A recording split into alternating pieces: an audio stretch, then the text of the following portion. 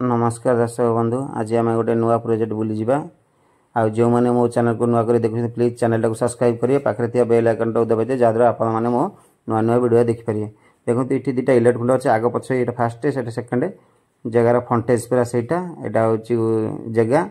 से बोर अच्छी गोटे ब्लू कलर देखुं देखो